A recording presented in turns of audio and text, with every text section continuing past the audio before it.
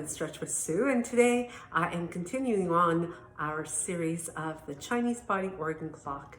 Time frame that I'm talking to you about today is 9 o'clock to 11 a.m. and this organ associated with the time frame would be the spleen. So just what role does the spleen play within our bodies? And it does have a couple of very important functions.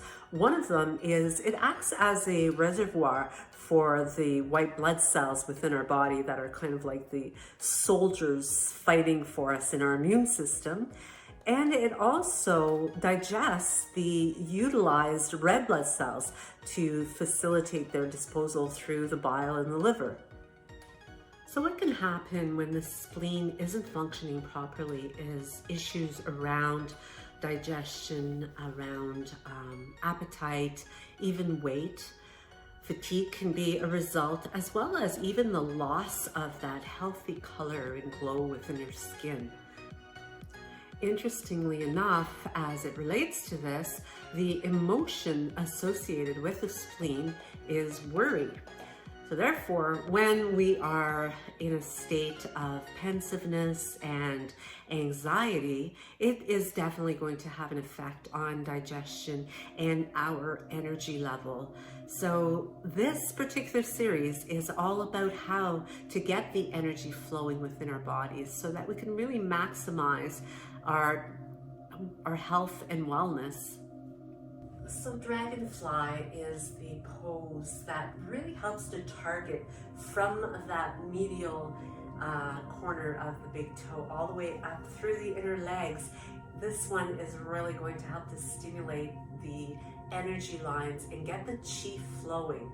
Now, it's easily done by just sitting either on your yoga mat or on the floor in a comfortable way, with the legs open to the extent that you're comfortable doing so. Now, what I do find is quite often students have a tendency to kind of fall backwards. I have a wall behind me. You could certainly use that as a means of supporting yourself to have the back right up against the wall in order to remain tall.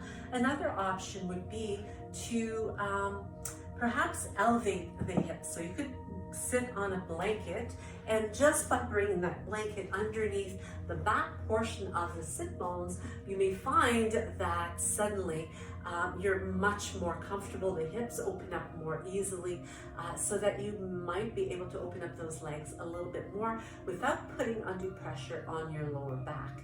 You can also use some yoga blocks behind the knees. If you have really tight hamstrings, this is going to be a challenge for you. So placing blocks behind your knees can help to just bring a little bit of softness here that can allow you to hinge from the hip creases.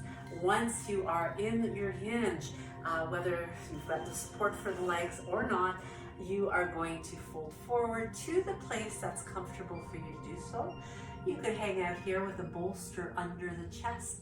Maybe even if you're not using the blocks, place one underneath the forehead or even underneath the rib cage to give you a little bit more support so that you can remain in the position from anywhere 2 minutes upward to maybe even as much as 6 minutes. And make sure that you can breathe comfortably while you're here, so that if you start to feel any kind of struggle with your breath, that's always your best guide. You can make your way out, and from here, you are going to be well on your way to stimulate your spleen. I'll see you next time. Namaste.